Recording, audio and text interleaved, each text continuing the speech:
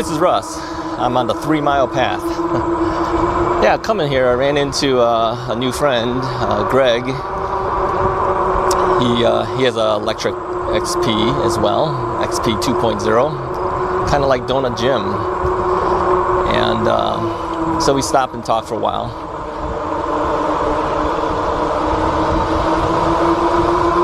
Yeah, he told me that he likes this path. I do it because it's convenient. Anyways, Labor Day weekend. Today is Saturday that I'm recording this. By the time you guys see it, it'll be into the midweek probably of next week. But yeah, it's time is flying. That's for sure. I mean, summer will be over before you know it. We'll be into the fall season already.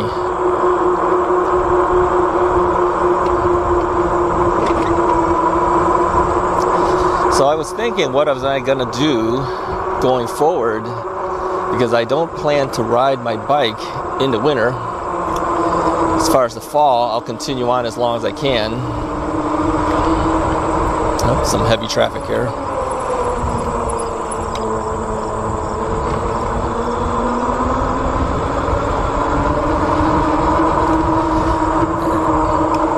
Typically on Saturdays, you're going to find more people out on the path. Now, being lazy again, I didn't put on the digital audio recorder. We're just using the camera microphone. And I know one comment came in that the tires are so loud it's hard to hear me. I know that. I know it. That's the byproduct of these knobby type tires. You know, if I had gotten the other tires, which are more of a road tire, doesn't have any bumps on them, so it's a smoother tread, probably wouldn't hear it as much. But man, those tires are expensive. They seem to fluctuate a lot in price. Those are those Originate supercells. You know, I think when I first started thinking about them, they were about $67. Now I see them at $99 each. So yeah, we're not going to do that. So we have to kind of live with what we got. And of course, if I used the better recorder with the microphone on top of my helmet, you wouldn't hear the noise as much. But you know, realistically, there's times that I just don't want to do it. It's a lot of extra stuff to do, and times I don't even want to record sometimes, but I do it anyways because I figure, why not? So turning on and turning off just the camera makes it a lot faster. I don't even have to stop the bike to do the 16-minute reset. All I have to do is just turn off the camera and turn it back on. The other way, I have to stop and then turn off the audio recorder and turn that back on as well. And the reason is because you got to synchronize the audio recorder with the camera's recording. And so if you just left the audio recorder running and just swapped out the camera visuals, it would never synchronize for the second half.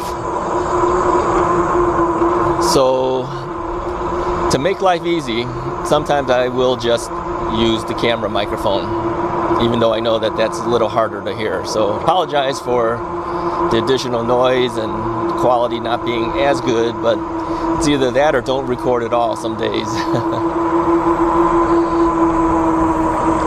So this week, I rode quite a distance with the Botanic Gardens, but the second day, I didn't ride at all because I was a little tired out from that 64-mile ride. And then the days that I did ride, they were kind of minimal. And then yesterday I didn't ride at all. So really overall I didn't ride that much, I think.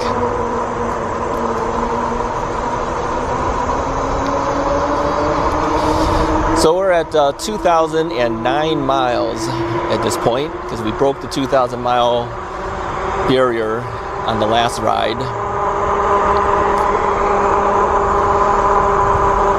And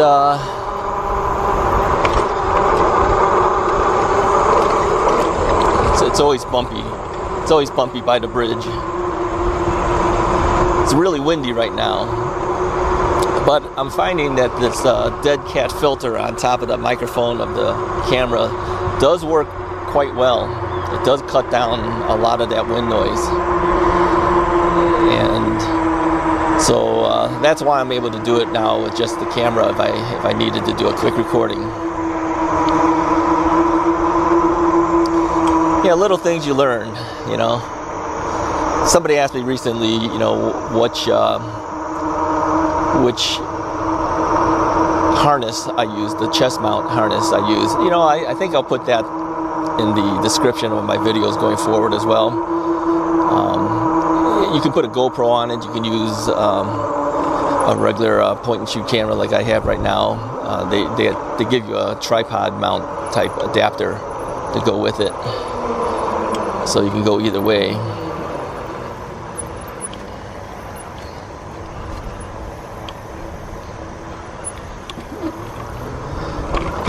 Alright, so had to slow down a little bit there. We had had two people there, and then we had a car coming as well, but the car let me through.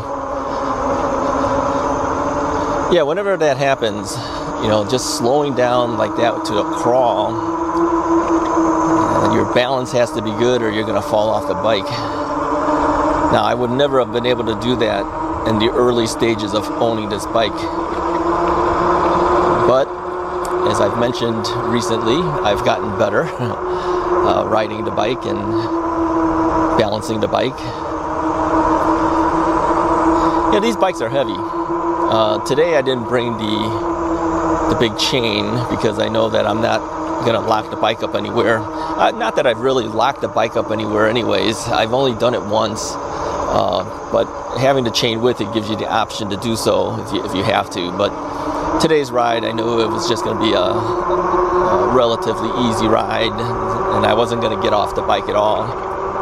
So why drag it out?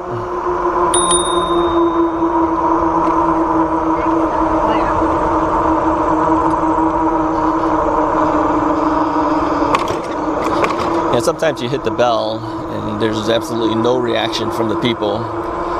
So you don't know whether they heard it or they didn't. But hey, I gave them warning.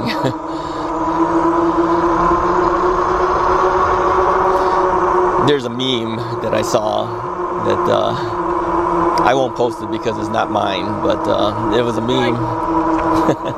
There was a meme that I saw that was interesting. It was a sign that said, bike riders give walkers advance notice. Plenty of advance notice. So underneath the sign, some guy attaches another sign that says, bike riders, I'll be coming through here on Monday. So they gave him a lot of advance notice.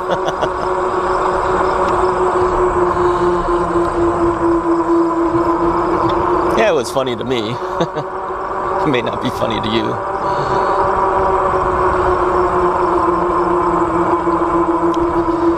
Yeah, sometimes you get people who recognize that you're riding an e-bike, like the guy that was just, I don't know if you heard what he said. He said something like nice bike or something like that.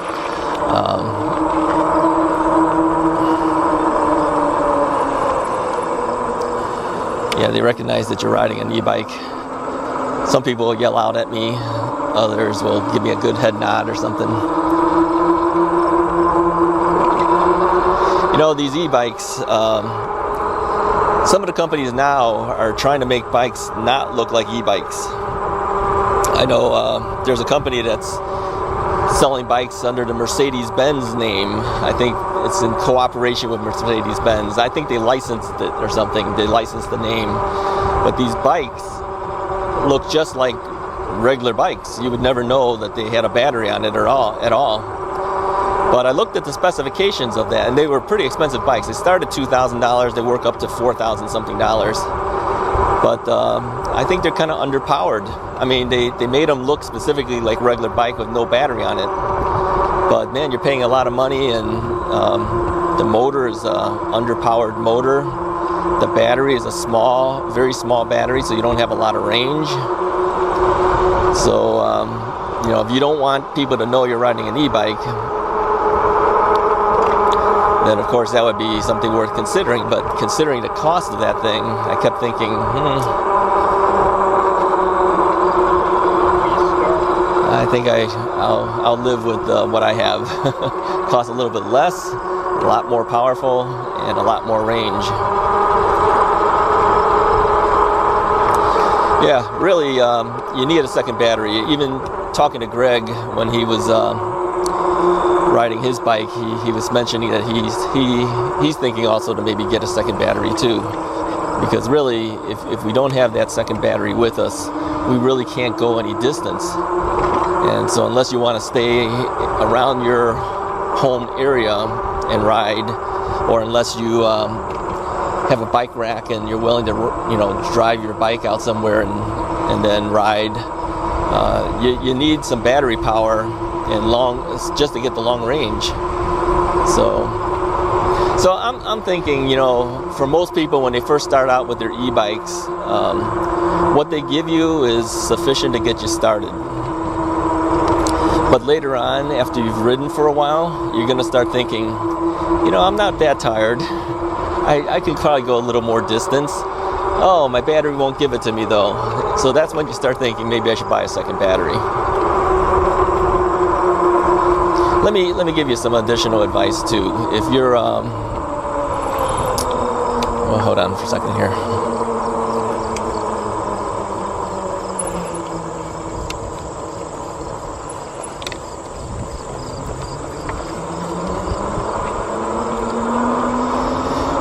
If you're thinking of buying a bike,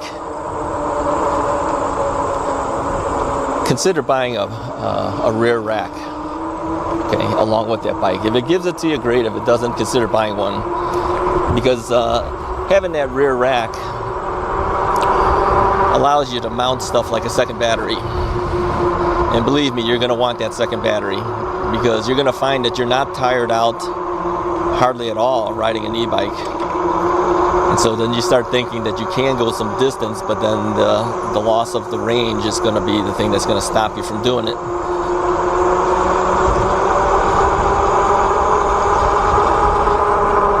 Second batteries are not cheap, I will tell you. A good chunk of your purchase price is that battery. Alright, let me see. I've got a few more minutes before I have to swap out my camera here. So what about buying these Chinese batteries? Let's talk real quickly about that. I know I talk a lot about batteries, but it is an important part of an e-bike. Yeah, there's a lot of reports of people's houses blowing up because they're charging their lithium-ion Chinese battery and it blows up on them. Yeah, I'm sure it probably happens. I'm not saying it doesn't.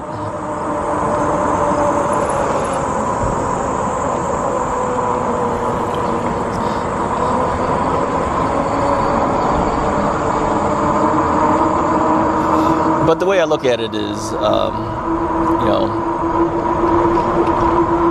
be careful charging the battery the first several times that you do it. If it hasn't blown up by then, it's probably not going to blow up later. That's how I see it. I mean, if it's miswired somehow, it's probably going to blow up relatively fast. So I've been lucky. I mean, if every single Chinese battery made blew up and they continue to sell it, that's not going to be good. I mean, how do you get away with every single battery you manufacture blows up and nobody gets after you for it? There's going to be batteries that will blow up. Yeah.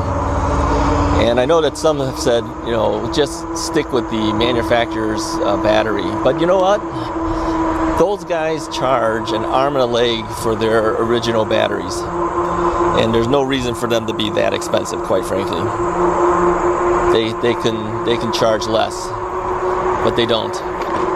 So that kind of forces us to look at alternatives, and that's why I ended up with the Chinese battery. I mean, if Rad Power Bikes had a 52 volt, 20 amp hour battery available, and it was reasonably priced, I probably would have bought it.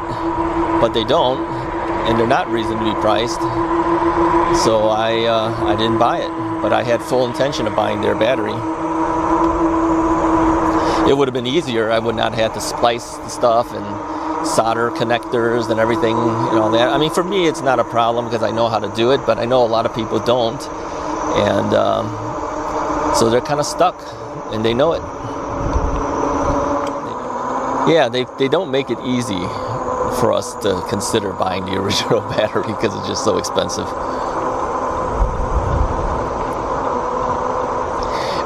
It kind of makes me feel like it's similar to printers. You know how printers work? They charge you little for the printer cost, but then they charge you an arm and a leg for the ink, right? They get you into it, but then you're kind of stuck because now that you have the printer, you kind of need ink. So no matter what the cost of the ink is, you're going to buy it, and that's where they make their money back. And you know that ink doesn't cost them that kind of money because there's other companies that do refill services and their charges are a lot less. And not all ink cartridges work on a recharge. I'll give you an example. I have an Epson printer, so I went to Costco to get it recharged up, and it wouldn't take it. It immediately knew that it wasn't Epson ink. I don't know how it knows it, but it must be something in the cartridge or something. And it was refilled into the Epson cartridge. But yeah, I couldn't use it. I brought it back to Costco. They refunded me my money because I said I can't use this. I bought that Epson printer from Costco as well. So going forward, I have to buy Epson ink, which of course costs us a lot of money.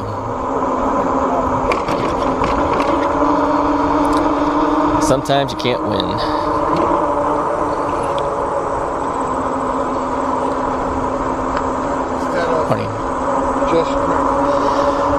That's interesting. These guys are teaching them how to use wooden swords. It's a Japanese thing. What do they call that? A bokken? Can't recall. So everyone had wooden swords. The guy was teaching them. I don't think I've ever seen that before. At least not out here. Go to a martial arts school, you would see it.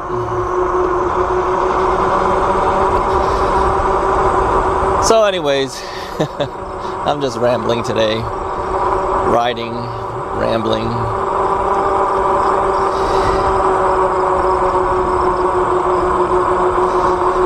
Anyways, I appreciate you guys following along today. If you like the video, go ahead and hit that like button, hit the subscribe button, and I'll talk to you guys next time.